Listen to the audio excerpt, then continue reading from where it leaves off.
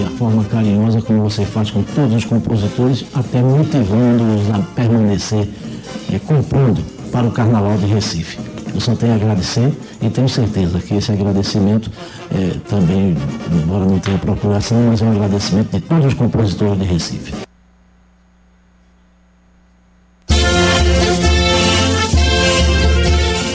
Chegamos ao final da audição de hoje do programa Frevo Patrimônio Cultural da Humanidade. Técnica de som e computadores, Chico Rocha. Até o próximo programa. Esteve com os senhores Hugo Martins.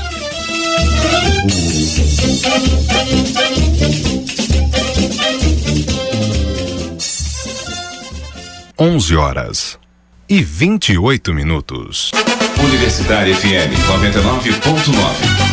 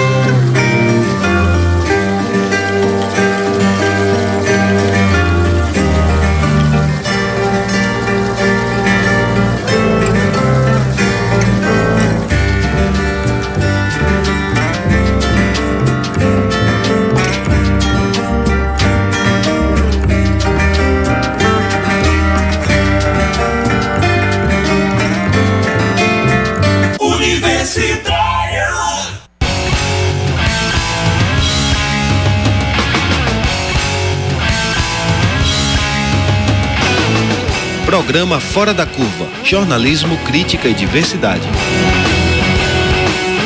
Bom dia, ouvinte das rádios universitárias 99.9 FM e 820 AM. São 11h30 e está começando o programa Fora da Curva, que agora é reprisado às 10 da noite. Eu sou Paula Reis, professora do Departamento de Comunicação Social da UFPE. Você pode acompanhar nosso programa ao vivo também pelo Facebook, nas páginas Universitária 99, Marco Zero Conteúdo e, claro, na nossa página Programa Fora da Curva. E participar pelas redes sociais também e pelo telefone. Nosso telefone é 3879-5549. Fazer o ajuste fiscal nas contas públicas em tempo de crise é o grande desafio do governo atual. Com a financiarização da economia, um fenômeno mundial que submete o Estado às leis do mercado financeiro, a política econômica sofre muita pressão dos rentistas, os grandes acionistas que têm na dívida pública uma eterna fonte de investimento e lucro. Com o argumento de fazer o ajuste fiscal e a economia voltar a crescer, o governo conseguiu aprovar a PEC 55, que limita gastos com saúde e educação, a reforma trabalhista, sob o argumento de desonerar os gastos com pessoal, e aumentou impostos como gasolina e álcool, entre outras medidas que estão sendo estudadas. E mesmo com todas as medidas de austeridade, O governo não fecha a conta nem tem dinheiro para as políticas públicas sociais. Por isso, o programa de hoje pergunta: para onde vai o dinheiro do Brasil? No estúdio estamos com o professor de Ciência Política da UFPE, Marcos Costa Lima. Bom dia, Marcos. Bom dia, Paula. Com o professor e coordenador do curso de Economia da Unicap, Universidade Católica de Pernambuco, José Alexandre Ferreira Filho. Bom dia, Alexandre. Bom dia, Paula. E com o jornalista da Marco Zero Conteúdo, Laércio Portela, também da equipe do programa Fora da Curva. Bom dia, Laércio. Bom dia, Paula. Bom dia, ouvintes. Bom, para começar, Marcos, por que o Brasil não fecha a conta? Está faltando dinheiro? Como é que está essa situação da crise? Bom, falta dinheiro para a educação, falta dinheiro para a saúde, não falta dinheiro, por exemplo, para pagar os deputados, né? Nós sabemos que as emendas que o Temer lançou para não ser processado, isso foi um volume de recurso bastante substantivo, entre outros, isenções fiscais. Mas antes de entrar no tema exatamente de para onde vai o dinheiro do Brasil, Paulo, eu gostaria de chamar a atenção de que esse processo, você mesmo chamou a atenção, que é um processo sistêmico, é um processo mundial. E isso não vem de agora, isso vem dos anos 80, quando esse processo de globalização e o fortalecimento do mercado, ele começa a acontecer em escala internacional. No caso, isso não sou eu que digo, isso é dito por economistas como Stiglitz, como, entre outros, não é? Danny Roderick e tal, que falam que o mundo entrou numa esfera, o próprio Chenet, numa ala mais esquerda, falam de que o mundo entrou numa financiarização e onde o interesse rentista, o economista Michel Lyotard, ele fala de regime acionarial. Quer dizer, o que está valendo hoje, o que puxa, não são mais os setores industriais, como no período lá do Galbraith. A coisa se dá muito mais no nível das ações das empresas. A esfera financeira gera mais riqueza do que a esfera produtiva. Exatamente. E aí existe uma contradição interna, e o Brasil vive muito disso, né? O Brasil tem quase que, Alexandre, que é economista, pode me corrigir, o Brasil tem quase 40, flutua entre 43% e 45%, não é? Do orçamento público que serve para pagar os banqueiros, não é?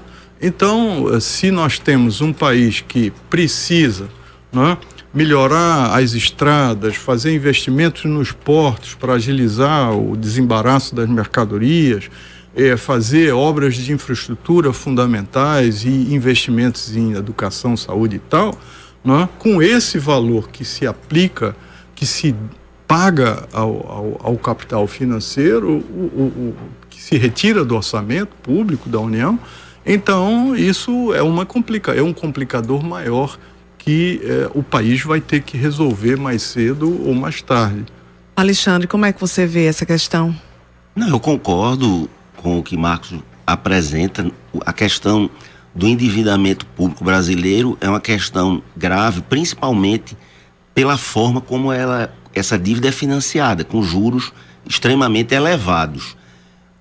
Nós estamos agora tendo uma redução nos juros nominais, né, que são os juros que a gente vê anunciando aí. A Selic está numa faixa de 9,25, né? A expectativa é que chegue ao final do ano em torno de 7,5%, mas um juro que também é muito importante é o que a gente chama de juro real, ou seja, é pegar essa taxa descontada da inflação.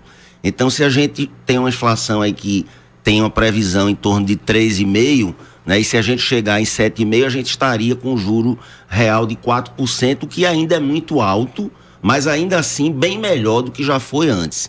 Então, qual seria a melhor forma ou uma principal forma de melhorar esse problema dos encargos dessa dívida? É a redução dos juros. É o Brasil chegar a ter juros mais reduzidos durante um tempo mais longo, que a gente, infelizmente, ele não matou o paciente. Não tem conseguido, né?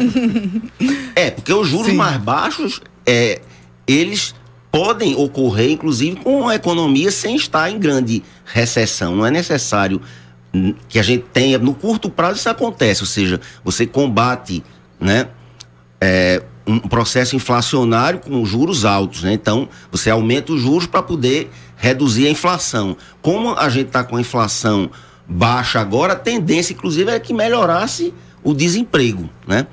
O problema da dívida é principalmente pressionado pelos juros altos. Se eles continuarem baixando, vai haver uma melhora nesse sentido. Agora, tem um ponto importante que precisa ser observado. É que se o Brasil hoje não pagasse 1 centavo de juros da dívida, nós ainda teríamos um déficit. Faltaria dinheiro. Ainda faltaria dinheiro das nossas receitas para pagar as nossas despesas. É o que a gente chama de déficit primário, ou seja, sem incluir os juros, né? Então a gente hoje está trabalhando com déficit primário, coisa que a gente vinha trabalhando com o que a gente chama de superávit primário, ou seja, a gente, tirando a parte dos juros, a gente arrecadava mais do que gastava. Hoje a gente está com a situação inversa, a gente está gastando mais do que arrecada, mesmo sem considerar o pagamento de juros. Veja. O que mostra um gasto muito elevado e também uma queda de receita, em função da própria recessão. E uma baixa de investimento, né? Eu fiz algumas anotações aqui, chamando a atenção ao ouvinte, e antes disso eu gostaria de dizer que eu considero esse governo que está aí, ele não é só um governo antinacional. Eu trouxe alguns números aqui para a gente refletir sobre isso, mas ele é antipovo. Então eu anotei aqui de matérias que eu andei lendo, né, recentemente. Por exemplo, o ministro da Saúde diz que a saúde pública não é um direito universal, né, e prevê cortes e revisões no SUS. O ministro da Cidade, Bruno Araújo, já revogou a construção de mais de 11 mil casas do programa Minha Casa Minha Vida. O ministro do Desenvolvimento Social disse que cortará 10% no Bolsa Família. O ministro da Educação pretende cobrar mensalidade nas universidades federais públicas, o que isso, num país como o Brasil, é um problema muito grave. O partido de Mendonça Filho entrou na justiça contra as ações afirmativas do governo Dilma, a exemplo da cota para os negros e para os alunos de baixa renda. Então se espera um corte no FIES grande. Agora mesmo, nas universidades públicas brasileiras, há um movimento muito grave, né, com a preocupação sobre o CNPq, porque os cortes nas universidades e o corte na pesquisa, na ciência e na tecnologia, eles já estão acontecendo. Não é? Então, já estão reduzindo as bolsas de mestrado e de doutorado, não é?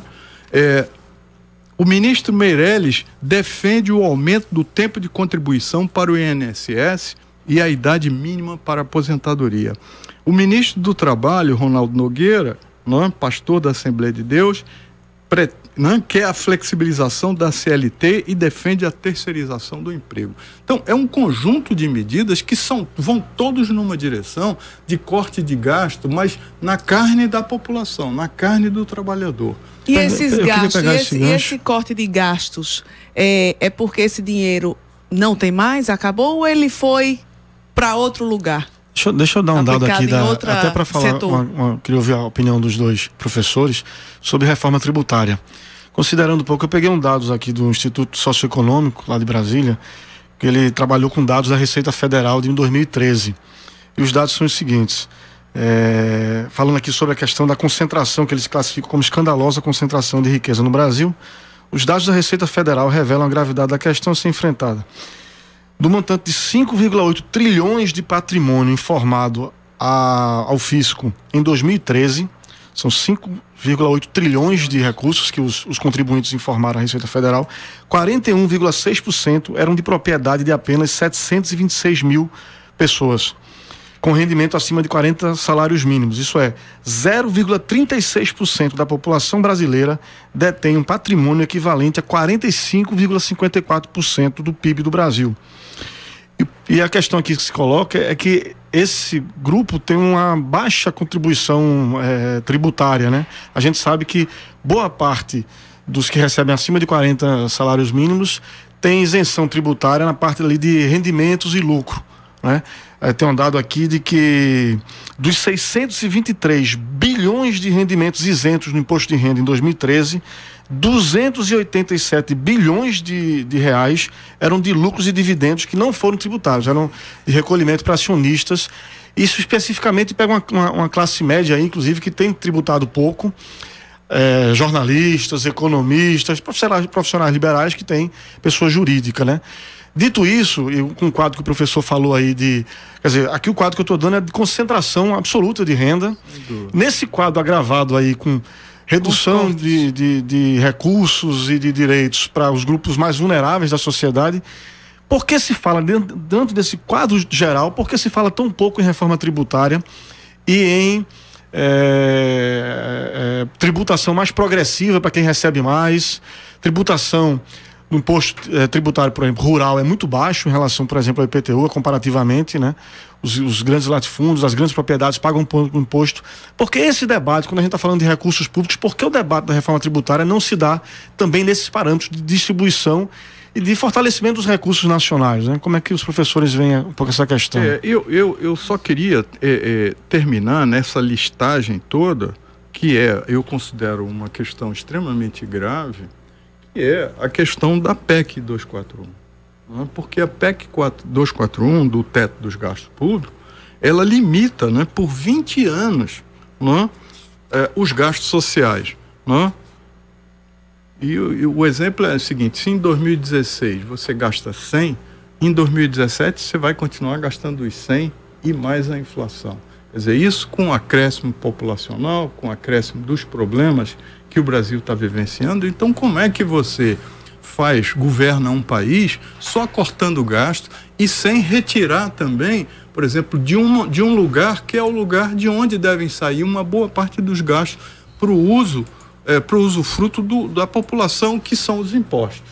Então, você isenta empresários, grandes empresários, você isenta, como agora o Temer, eu tenho esses dados aqui, isentou todo o pessoal do agronegócio. A bancada ruralista. A bancada ruralista, que é uma bancada séria. E aí eu queria chamar a atenção do eleitor e do ouvinte que a gente precisa mudar esse Congresso Nacional. Um Congresso Nacional que tem 241 e mais de 30 senadores que são ruralistas, isso é um escândalo. Quer dizer, essa população que está no Congresso, que deveria representar, né, no sentido da representação política, de que falava Rousseau e tal, esse pessoal está defendendo interesse pessoal. Né? Então, tem algumas questões aí que precisam ser passadas a limpo, porque você falou aí de reforma tributária, o país precisa fazer investimento para sair desse encalacramento que a gente está, desemprego crescente e tal, bom, você pode aumentar o salário dos juízes, né? Isso já é uma distorção absoluta, né, no Brasil, né? Os militares têm aumentos salariais bastante, né, satisfatórios, porque são forças políticas que pressionam o governo e têm de volta os juízes todos. Quer dizer, o país, se você vai olhar outras situações em outros lugares do mundo, quer dizer, esse diapasão, né, salarial no Brasil é escandaloso. Então, como é que a gente sai desse tipo de... Alexandre. Essa questão da reforma tributária, a gente vem presenciando que muitas propostas são colocadas na mesa de negociação e nenhuma delas prospera. Por que não prospera? Fundamentalmente porque não há acordo entre os agentes envolvidos, ou seja, o governo federal, os governos estaduais e os municípios não conseguem entrar num acordo no que seria uma mudança que é realmente fundamental para o bom funcionamento da economia brasileira. A gente tem uma quantidade de impostos enorme, impostos de tal maneira que, só para a gente ter uma ideia, cada estado tem uma legislação de ICMS, então isso dificulta terrivelmente o comércio entre os estados aqui no Brasil. Agora, quando se fala, por exemplo, de tirar o ICMS dos estados, né, e colocar um imposto federal para substituir, logicamente os governadores não acham essa uma boa proposta, né? Então é preciso que haja realmente um acordo entre esses agentes políticos para que essa reforma tributária possa realmente caminhar, porque até agora pouca coisa tem sido feita nesse sentido. Em relação à desigualdade, um ponto que Marcos coloca aqui que é realmente muito importante, e eu ainda acrescentaria a questão dos financiamentos feitos pelo BNDES. Cerca de 500 bilhões de reais foram destinados pelo governo federal, recurso que o governo federal tomava pagando a taxa Selic muito elevada e que os empresários tomavam emprestado esses recursos pagando a taxa de juros de longo prazo que era na faixa de 6%. Ora, isso é um subsídio enorme para empresários e não se sabe até hoje quais os critérios que eram utilizados para ajudar determinadas empresas. O caso da JBS é emblemático, né? Os irmãos Joesley aí fizeram o que fizeram e ainda receberam bilhões de reais do BNDES. Então, isso aconteceu e foi uma forma de concentração de renda, sem dúvida alguma. Outra questão importante também, essas desonerações, né? Alguns setores conseguem desonerações, outros não. Então, esses são beneficiados. Isso também é lógico que é uma concentração de renda para beneficiar alguns setores empresariais. A questão do próprio funcionalismo, como o Marcos coloca bem, é outro absurdo, né? As categorias que já ganham mais são as que mais reivindicam e conseguem aumentos salariais.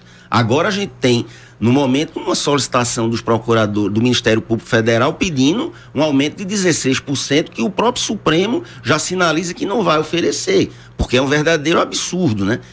E a gente tem um Estado caríssimo. Então, o Judiciário do Brasil é um dos mais caros do mundo, o Ministério Público também, o Legislativo nem se fala. Então, tudo isso precisa ser revisto. Precisa haver uma reforma do Estado para reduzir os gastos onde eles realmente podem ser reduzidos e as despesas irem para investimentos para os que mais precisam, investimento social, que é baixíssimo. O Brasil investe cerca de 1% só de... Está cortando recursos do Bolsa Família, que foi um projeto muito bem realizado. E é barato, né? Inclusive. E é muito barato. E tem o custo-benefício. Teve um benefício para a população inequívoco. E tem efeito na pequena economia também, né? Quando você dá renda para o menor, olha, ele vai gastar no mercado, no pequeno mercado, na padaria... no pequeno mercado no entorno, quer dizer, tem um efeito também econômico para além da segurança alimentar propriamente dita, né? Esses são efeitos que às vezes a gente não vê. Uma questão que eu sei que Paula vai lá. Deixa eu só lembrar ao ouvinte que nós estamos discutindo hoje para onde vai o dinheiro do Brasil na Rádio Universitária, a nossa rádio pública. Programa Fora da Curva. Informação a serviço da maioria. Laércio. Uma questão que eu, assim, sempre quando se discute recursos públicos, privados, investimento, pouco se fala das pessoas. É como se a economia fossem gráficos, dados, estatísticas, e as pessoas ficam do outro lado. Aí a minha pergunta para os dois professores é: como gerar emprego? Quer dizer, a gente está numa realidade, a gente fala muito em economia, em déficit, em dívida pública. É impressionante, por exemplo, nunca se associa dívida pública de alguma forma com a realidade vivida no dia a dia pelo cidadão. Quer dizer, quando a gente fala de montantes de recursos muito altos, parece que os bilhões não têm a ver com o cidadão. E os R$90, R$100 do Bolsa Família têm a ver com o cidadão, e os bilhões de recursos não têm. E aí eu pergunto, considerando o cenário que a gente vive hoje na economia, quer dizer, um cenário ainda muito complexo, difícil, nós estamos numa crise política já há alguns anos, né? Há uns 2, 3 anos se agravando, e as instituições dialogando muito precariamente, quer dizer, tensionando sempre, disputas políticas acontecendo. Agora vem uma discussão, não é por nada, né, com os interesses políticos muito de reforma política, reforma eleitoral. E aí eu pergunto, o emprego, que é o que interessa ao cidadão, quer dizer, como os recursos públicos e privados nesse momento podem gerar empregos no Brasil, que eu acho que é a pergunta que todo mundo quer responder, né? Quer entender, quer saber. Quer entender. Tem um problema aí grave que eu entendo, que é a economia brasileira, quer dizer, hoje, ela tem uma força muito grande no setor rural e no setor de commodities, que tem puxado as exportações de forma violenta, a soja e a pecuária. São os dois grandes elementos e um pouco de minério de ferro e tal. E a indústria está vivendo um certo problema. O setor industrial, com a revolução tecnológica que vem acontecendo desde os anos 80, ele tem aprofundado o desemprego em escala internacional. Antes o desemprego acontecia só nos países periféricos, ou com muito mais intensidade. Hoje está acontecendo na Europa. E isso não vai parar. Não? Isso tem vários economistas, sociólogos, Randall Collins, um sociólogo americano muito inteligente, coloca isso como uma fronteira do capitalismo, que ele não consegue mais gerar emprego como ele conseguia. Ou vai gerar muito emprego reduzindo os salários. Inclusive, Temer estabeleceu uma medida agora que já está operando contra os trabalhadores. Quer dizer, o cara pode ser demitido, né? E lá na frente ele é desempregado por metade do salário ou 2/3 do salário. Isso está acontecendo já, mesmo nos setores de ponta, no setor automotor, por exemplo, no setor bancário. Isso vem acontecendo e vai acelerar. Alexandre? A questão do emprego, ela passa pela retomada do crescimento econômico, onde a gente precisaria ter investimentos, novos investimentos. Esses investimentos, eles não acontecem porque no Brasil, infelizmente, desde o pequeno empresário, que na realidade é uma força na Europa, se você pegar um país como a Itália, é um país que tem uma quantidade enorme de pequenos, microempresários.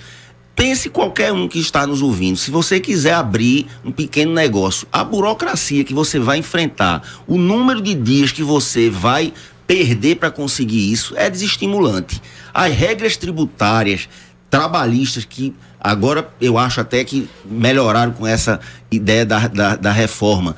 Todas essas dificuldades criam problemas enormes para quem quer empreender no Brasil.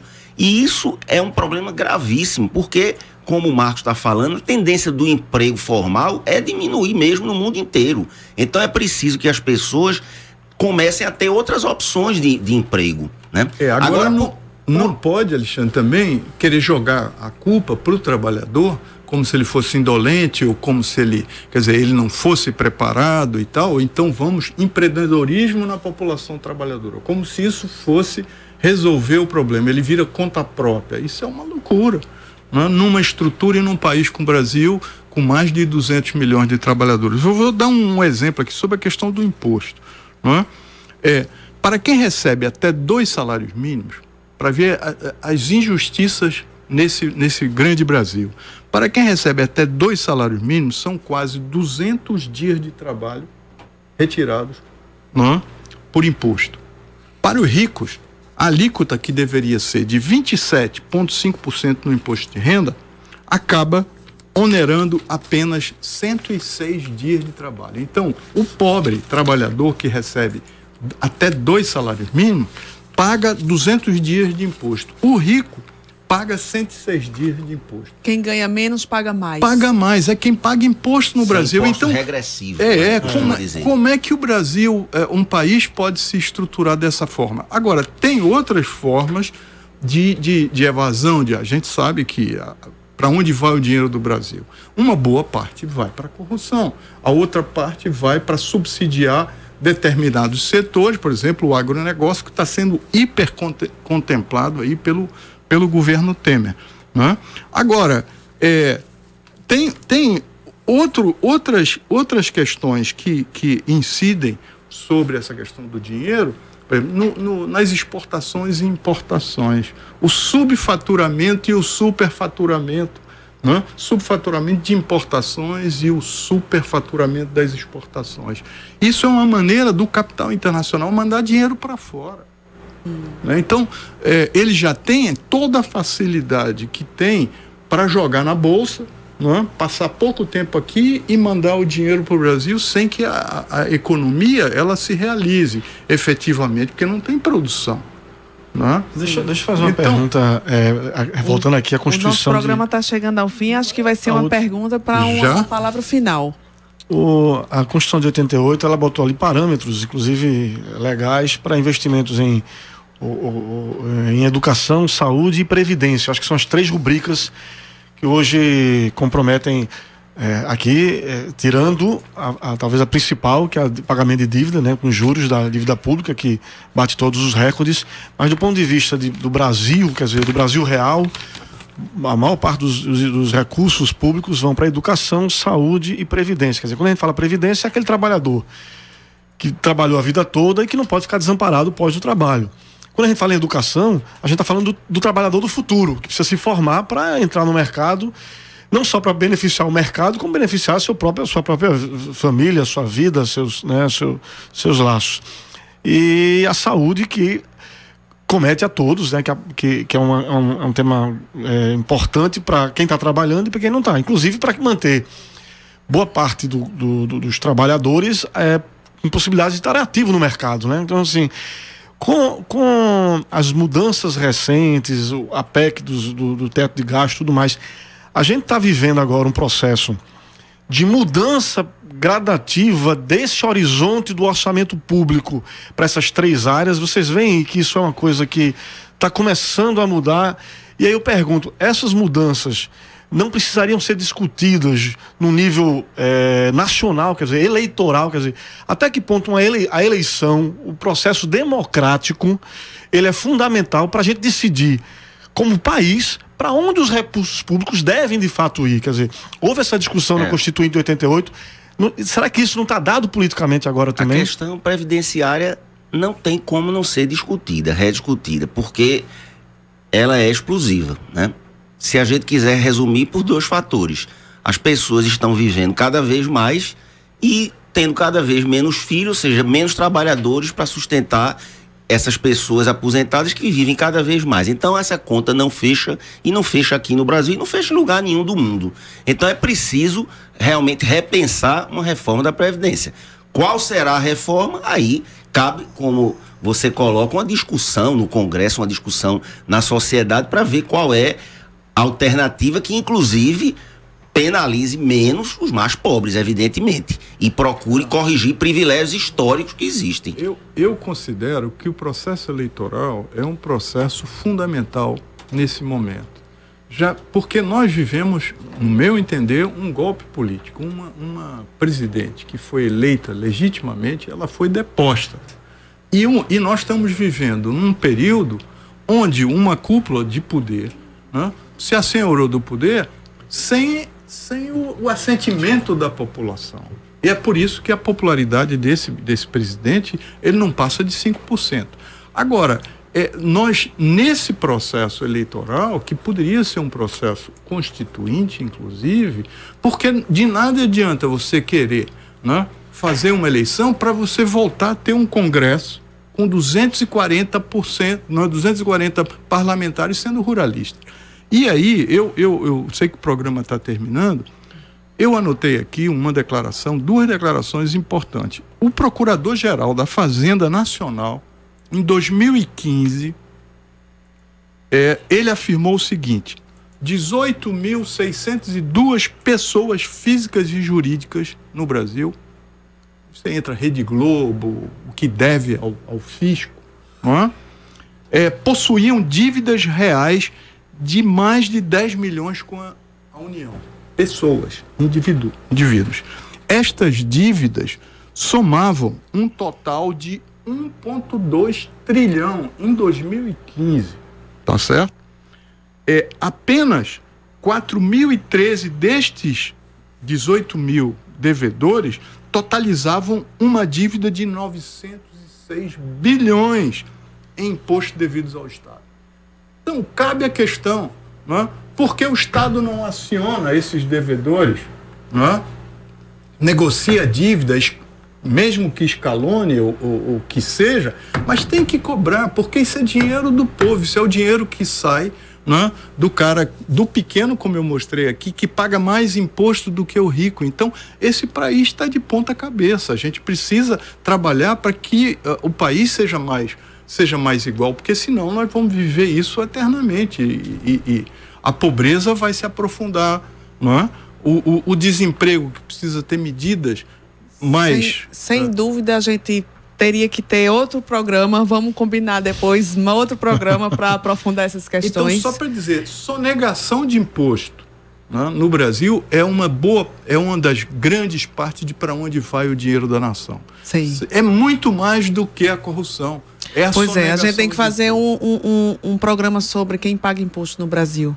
Isso. Bom, então a gente vai ficando por aqui. Agradeço ao professor Marcos Costa Lima, de Ciência Política da UFPE. Agradeço ao professor José Alexandre Ferreira Filho, professor e coordenador de Economia da Unicap. Eu que agradeço, obrigado pela oportunidade. E Laes Portela, nosso parceiro aqui do programa Fora da Curva, jornalista da Marco Zero. Obrigado, Paula. Obrigado, ouvintes. Bom, o programa vai ficando por aqui. A produção de hoje foi realizada por mim, Paula Reis, Ed Rodrigues e Lula Pinto. Os trabalhos técnicos foram de Chico Rocha. Esta foi a edição do dia 9 de agosto de 2017. Lembramos que a equipe de hoje vai estar de volta na próxima quarta-feira. E amanhã você fica com a apresentação de Eduarda Rocha, que vai discutir: o Brasil está tomado pelo medo? Fora da Curva, seu programa de jornalismo, crítica e diversidade. A gente fala o que a maioria cala. Boa tarde.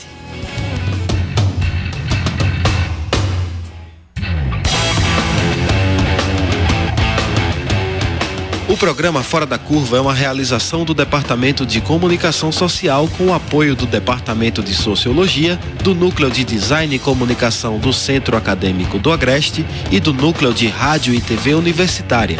Parceria com o Marco Zero Conteúdo, Centro de Cultura Luiz Freire, Centro das Mulheres do Cabo, Centro Sabiá e Terral Coletivo de Comunicação. Esse programa fica disponível nas nossas redes sociais, na nossa página do Facebook, no canal do YouTube e no Mixcloud. A música tema do nosso programa foi composta pela banda Diablo Motor. Programa Fora da Curva. A gente fala o que a maioria cala.